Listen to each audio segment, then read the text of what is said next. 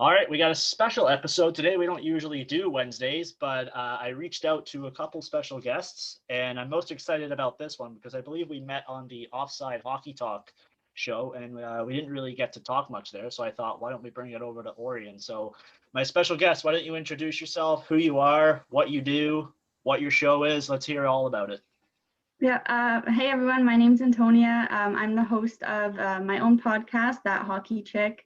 And I've only been doing it for a while, but I'm really glad that we were able to do this and step aside from the Offside podcast. That was fun, and I'm excited to get to talk to you one-on-one. For sure, for sure. So, let's talk about your podcast a little bit quickly. On That Hockey Chick podcast, I've listened to it a couple times. I really do like it. But what is the structure of that? Like, what do you talk about? What if people were tuning in for the first episode? What could they expect? I try to cover a bit of everything. So at the beginning, I pick out like a few big things that happened like around the league in the past week, and then I go into the Leafs. That's who I know most about. So I kind of just go through their week, their games, and then at the end, I always try to I call them main takeaways. Like I try to list a few things that I noticed about the Leafs, like going through, like for example, the last couple of weeks, I've been talking a lot about the power play because it's been a big topic of discussion. Yeah. Okay, so let's get into it then. You feel most comfortable with the Leafs? That game last night, if I'm being honest, I wasn't really paying too much attention to it because I just want the playoffs to start. Yeah. I thought the game lacked intensity. I thought it was kind of pointless. I mean, you've got to play the games, and we saw with the release of the playoff schedule today, they are going to play out the rest of the games and wait till the very last moment to start the playoffs. So if you could describe last night's game kind of in a nutshell, what did you think about that? I think it's everything you said. I mean, it kind of like there are a few points where I kind of like dozed off and wasn't really paying attention because it's like there's not. I mean, if we were still trying to clinch like the top of the North, for example, like I feel like more people would have cared about it. But even like seeing on Twitter and stuff, everyone was just like, honestly, I just want everyone to come out healthy, and I think that was the main thing. And then getting Freddie in for a game those are the two main things I think that everyone was looking for. But that, yeah. Yeah. Now, I mean, the main story in that game was Frederik Andersen. Do you think it mattered what he did last night? Or are we going Jack Campbell game one anyway? Because personally, I would go Jack Campbell. I've seen some people say Freddie, but even if he had like a 67 save shutout last night, I don't think you're going to Freddie for game one. Is that where you stand on that, or do you have a different point of view for that? Yeah, no, I think the same. I think that, a lot of people were saying Freddie. I saw some people saying because of like loyalty and stuff, he's been with the team for so long, so you kind of owe it to him to give him the first game. But when we've been waiting for so long to get to the playoffs and have a team like we have right now, the roster that we have right now, I don't think that, which surprises me because I'm normally the person to say like all for loyalty, like stick with the guy that you've been with the past few years. But I think that given the urgency right now for to go far and stuff, it's definitely like I wouldn't agree with that. So I'm thinking Campbell too. And I even like you said, if he had posted like a 67 save shot or whatever, I still don't think that would have warranted him the start for two reasons. One, because it's just one game. Yeah. And because not to downplay the Senators, but it was Ottawa. So I mean, I had that similar thought, like, it's just Ottawa, and then I kind of thought back. I mean, they're a good team right now. I don't know if we want to give the Sens any love, but I've kind of had a soft spot for them this season because they kind of remind me a little bit of that Leafs team the first year they had Matthews, right? Like young and talented, no experience really, just trying their best and having fun out there, and that's what they're doing. And they've stolen some points this year. I don't think anybody was expecting them to be fifth in the division, which I think they still currently stand at. So, they've had a pretty good year. It's nice to see their talent, but let's shift it back over to the Leafs. We saw a little bit of a lineup switch up last night. Riley Nash didn't come in yet, but he has been practicing with the team. Do we think he plays in the playoffs? Because this team, I don't think he should, but I think he will, if that makes any sense. Because I would prefer to have Galchenyuk in there. Yeah. What do you think about that one? I was actually going to ask you that and ask what you thought. Yeah. For me, I don't know. I'm kind of torn up. Like, I would be okay with having him in just because he's a bigger guy. He's got experience and all that stuff. But at the same time, we already have a lot of experience, like with the guys that we have, like Thornton, Spezza, Foligno. Like there's quite a bit, and Simmons too, that we have already. I don't want to see Galchenyuk sit out just because I feel like he's the only one that's been able to click well with Tavares and Nylander. Yeah. And I think anyone else that's been on that second line hasn't really been able to do what he has. And even like Foligno yesterday was on the second line as well. I didn't really like him there. I think I mean, it was only one game, so I wish we had more games to be able to see and try Foligno elsewhere. But I don't want to see Galchenyuk sit out, but I guess it depends too, because throughout a series there could be different different needs for different people. So if the series is getting a lot tougher, more intense, maybe you put Nash in, or if we're doing okay and we're up and we need like scoring or something, maybe put Galchenyuk, like if Tavares and Nylander aren't doing well. And then same goes for like Mikheyev. I thought Mikheyev was originally going to sit out instead of Galchenyuk. Yeah. But I think they can all be used in different instances. It's just who's getting that starting spot, I think, is the biggest question. Yeah, because the lineup last night, the way they've been practicing, like their practice lineups have been different than their game lineups because Galchenyuk he obviously played last night, but he was sitting out in practice on the line rushes and stuff. So I'm not quite sure what to expect there. Maybe we'll get a clearer picture of it on Friday when they play Winnipeg. If you're coaching, if you're the GM, you have a position of power with the Maple Leafs.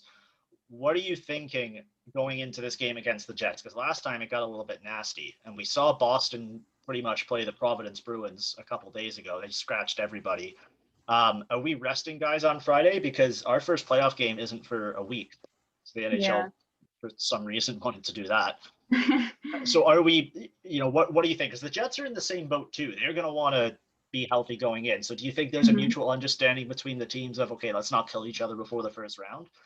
Or I'm not quite sure what to expect because, the Leafs took out one of their players last time. He's done for the season. Yeah. The Jets going to be looking for revenge? Do we need to be careful? What do you think? I mean, I would hope that there's some sort of mutual understanding between them. I think especially because they're not playing each other the first round. So maybe that gives them both a little bit more reason to like calm down a bit. Because if they were playing each other, then it would be easy to say like just take a few other guys out so it's the first round's easier on us.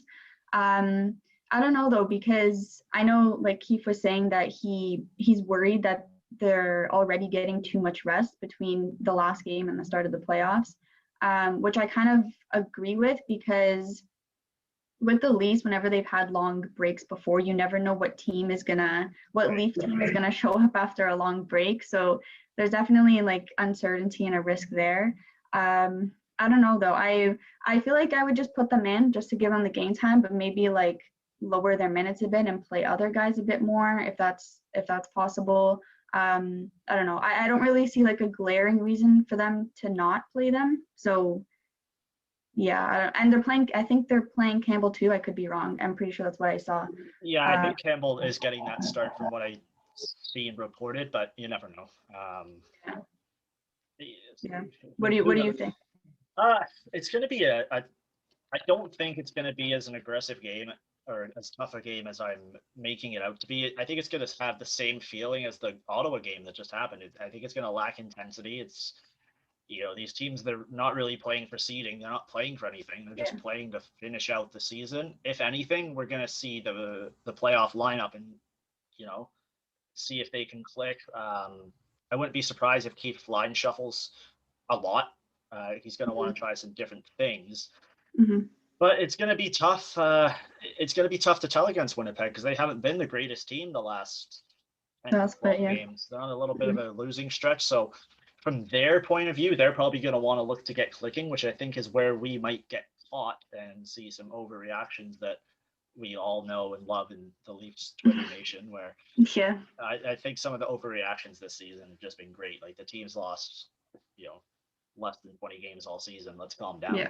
But So let's move on to the playoffs, and I guess we can start with Leafs Habs since we're on Leafs Habs. First time since, is it 78 or 79 it's happened. It hasn't happened in my lifetime. Not a lot for the Leafs has happened in my lifetime, unfortunately. So what is your excitement level for this Leafs Habs first round matchup? I'm excited. I just feel like the same thing's gonna happen like when it was announced that there was a North Division and everyone was like, it's gonna be awesome and whatever.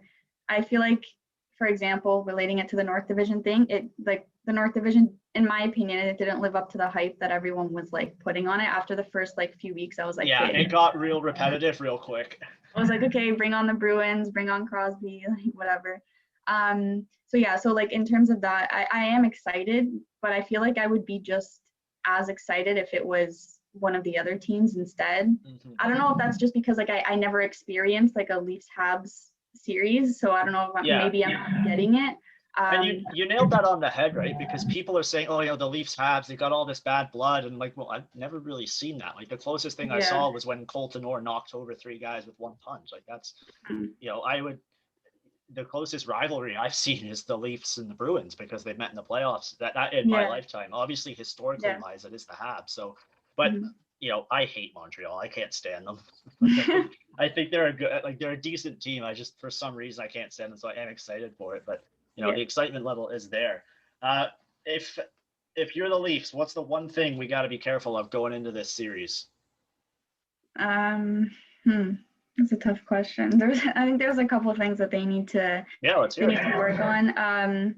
Okay, the power play, obviously, like that. I don't know. That just, I don't even know how to explain it. I've talked about it so many times. It's just it confuses me that they have so much star power on that first unit and they can't even like get anything from it. So I don't know. That has to be fixed somehow. They have to figure that out because in the playoffs you get I don't know however many power plays a game. You don't have to capitalize on all of them, but even if you capitalize on one, like there's so many instances throughout the season where if they had even capitalized on one power play, the whole game would have been like changed. We would have gotten a few more wins and whatever. So that definitely has to change. Another thing is not panic, because I know if you go down in a series or whatever, like just relax. And I think that a lot of the leaders that they have in the lineup now, they've had more than they've had before, so I think that they should be okay in terms of that, not panicking and whatnot. And then I think one of the biggest things is just keep it simple because we know they have the tendency to try and make the top 10 plays of the week or something and try to make these like fancy passes and whatever. So just keeping it simple, just like make your regular passes. They have more than enough skill to be able to do so. And then the last thing would just be in terms of toughness, like try to be physical, obviously not too much to the point where you're like giving up a position or something like that. But that's something as well, because Montreal is a tough team, like they like to hit, so that would be another one. Yeah, I mean you pretty much nailed it on the head from what I'm thinking. The only thing I may add is you never know what Carey Price is going to do because he does have the ability to steal a series. I don't think he will. I think he's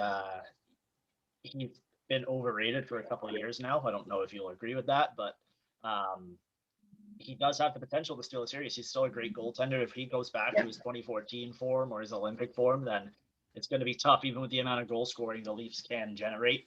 That if you can't get 2 by Carey Price in a game, you're probably not winning it because Montreal can still put up some goals. They have been struggling of late, but the playoffs are a totally different beast. I think the Leafs have this. I think they probably got it in 5 or 6. I hope so. I mean, people are going to say that I'm biased because of the giant Leafs flag right behind my head, but if you look at it practically, I don't think you're being delusional by saying that. But I also wouldn't be surprised because it's in my nature if the Leafs just somehow find a way to lose this and then I'm never watching hockey again.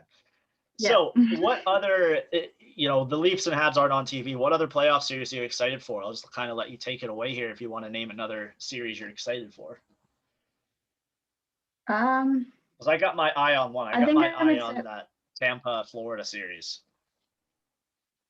I don't know where Yeah, you I was stand. gonna say that one too. I was gonna say first. Yeah, I was gonna say first Oilers and Jets, just because we're gonna be facing like the winner out of that one. So I'm Yeah. curious to see which one pulls ahead. But other than the North Division, I think Florida and Tampa, like you said. I don't know. I think just because I don't know, I look at Tampa and I see like this like amazing team or whatever, and I find it so weird that they weren't like at the top. I don't know, like Yeah. if you think the same, but I just feel like although they might not have been at the top to end the season, I think that they're a very experienced, very skilled, like top of the line team. So, and you said like the playoffs are they're a different beast, right? So I And they're feel like, getting Kucherov back. yeah, exactly. So I think I don't know, that one's going to be interesting just because of that. I think their placement in the standings to me is what makes it more interesting. I don't know what other ones. Washington and Boston. Actually, I'm kind of interested to see that one, just because those two teams to me they're big.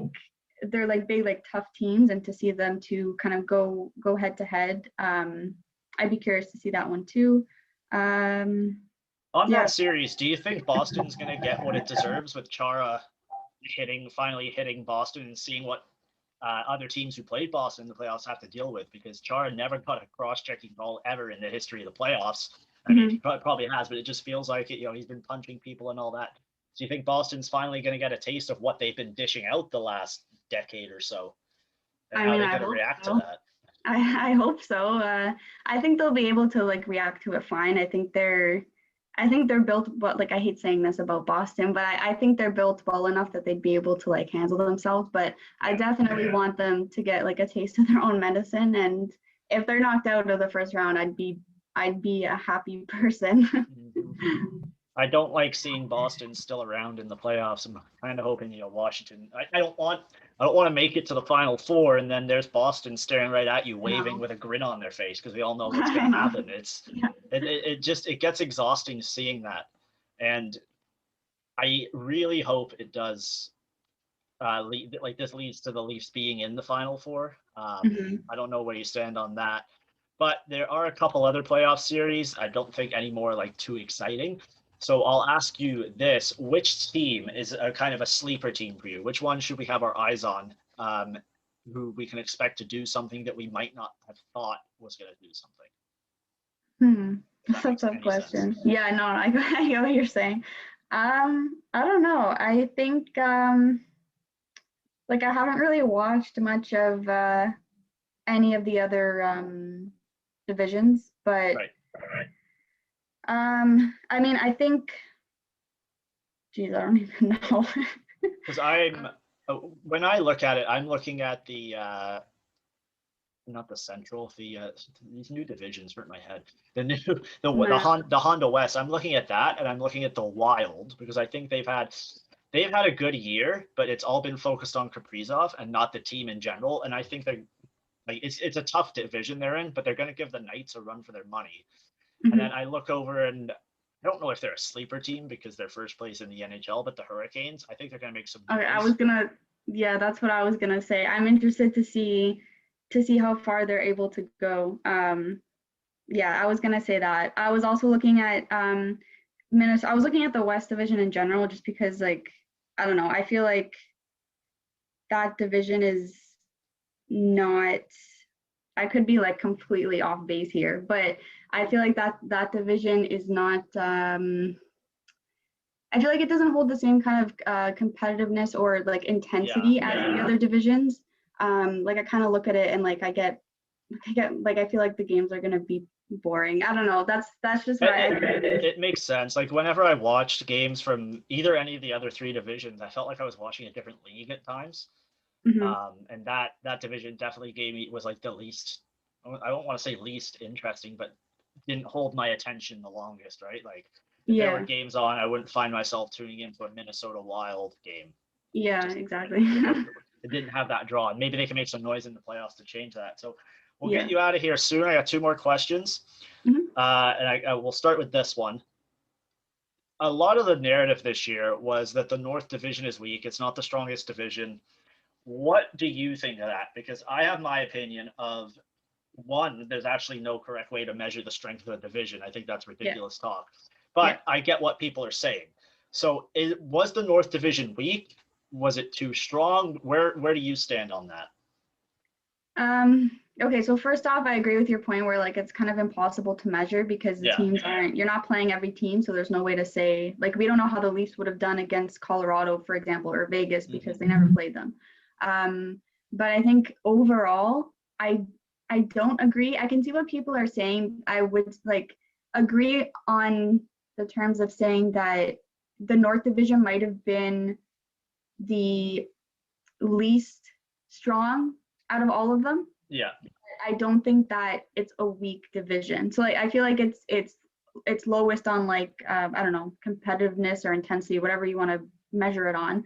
But I don't think it's a weak division. I think that if you take any of those teams, like if you took Matthews and the Leafs and you put Matthews in one of the other divisions, he still would have put up a similar number of goals. The Leafs still would have done, maybe they wouldn't have been first in the division, but they still would have been up there.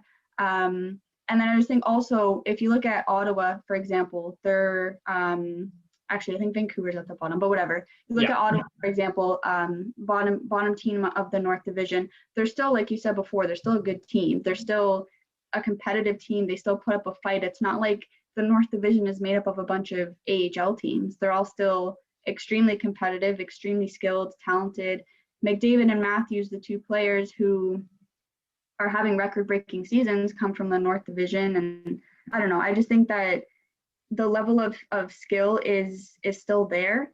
And also, I just think that if you look at the other divisions, they have their three top teams, and then they have their three bottom teams or whatever. I don't know how many teams are in each division, but you have that. It's more like a lopsided spread, whereas in the division, I feel like the teams are more even.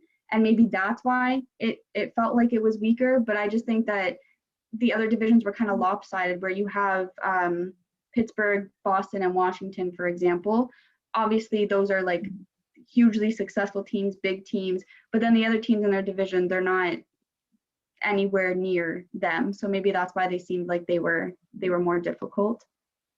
Yeah, like I always look at it and I don't buy into it, but then I did some research and I'm like, you know what, this division's not weak, because you take a look at the Mass Mutual East, or the East if we want to call it that, Sabres, Devils, and Flyers all had, not very good years, all with a negative goal differential, which I think is important to look at.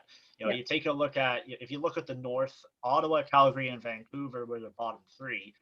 Calgary and Vancouver should have done better, and Ottawa had a great season. Comparing it to what they had. You take a look at the Central, Columbus, Detroit, Chicago. Chicago was hot and then kind of dropped off at the end there. Detroit and Columbus should just be relegated to the AHL.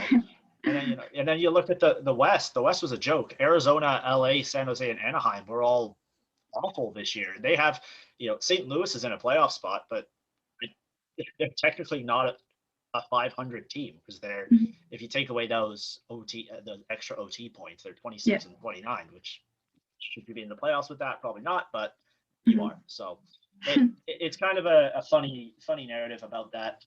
And the last question, and then we can get you out of here.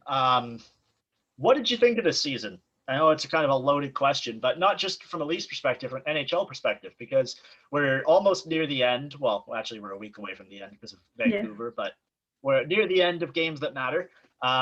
What did you think? Like the whole no crowds, some teams had crowds, adjusted schedule, canceled games, different feel to the product on TV. Overall, did you enjoy it? Was it different? Just give me your thoughts on that. Yeah, I think overall it was interesting. I was obviously glad, like a lot of other, like everyone probably, that they were able to actually find a way to play the season. I think it was overhyped, like we were talking about before with the North Division. It was definitely interesting, though. I think that's like the perfect word to describe this season. That it was interesting. It was cool to see how they worked it out, and seeing teams play each other more than they would in a regular season. I wouldn't be an advocate for keeping it the way that it was. I would rather see it go back to how it was. But yeah, it was interesting. I mean, even like with the big COVID outbreaks that they had, Vancouver, and there were a few teams in the States that had it too at the beginning. I mean, that there was always a risk for players going back to play, and they knew that. But being able to, get through it and pass it, like with what happened to Vancouver, like that was amazing. But yeah, it was just interesting. It was interesting to see, and I think my favorite part about it was being able to maybe settle the debate between who's better, Matthews or McDavid. I think that debate's still out there, but that was interesting to play so many times. And the my least favorite thing about it was that we couldn't see them play the other teams like Boston and Washington, whatever, all those teams. And also, I felt like it was harder for me to pay attention to the other divisions. Like I felt like it was almost like each division was its own league, like what you said before. So I found it hard to kind of keep track. Like I wasn't watching the other teams as much as I would in a regular season. Yeah, like when I look back on this year, there's always one moment I go to, and they released the date, the start date of January 13th, I believe it was, and then there was all this talk about what they're gonna do, and a couple weeks, I think it was like 2 weeks, a week and a half before the season, there was a rumor going around that they were going to have, or they were able to get the Canadian teams each their own arena in the States. And then the Canadian division, there would be no more need for it. Before that, I was going, oh, this could be cool. And then I thought about it, like, no, it's not going to be that cool, actually. And then they took it away from me for a little bit. And I was like, well, no, hang on. I want to see what happens. Because we've never seen that before. We finally got to settle, who would be the best team in an all-Canadian division, which has been a debate for a while. And we got that answer this year. If you don't know who it is, just go look at the standings and then get back to me. And it's gonna be a debate for a while. People are still gonna say, oh well, it's because of this, and this. And at the end of the day, the best team was decided because you pretty much played a playoff series against every team. You're playing them 9 or 10 times. I think it's fair to settle that. You might say, whatever. You can say either team's better, but if you take a look at the standings for this year, it was a fair decision.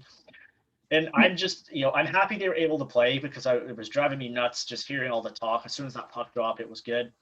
It was definitely weird not having people in the crowd, but we were kind of used to that from the bubble back in July and August, which that felt forever ago. But, let's see how playoffs go. Hopefully we can get people back in the crowds. And, I'm sure you missed it too, was being able to go to a game. Yes. I gladly spend $45 for a hot dog and a beer at the Scotiabank Arena or whatever you pay for it, because nothing beats it, right? So hopefully we can get back to that soon. Do you have anything else you want to say, address, plug your podcast a little bit? Tell us where we can find you.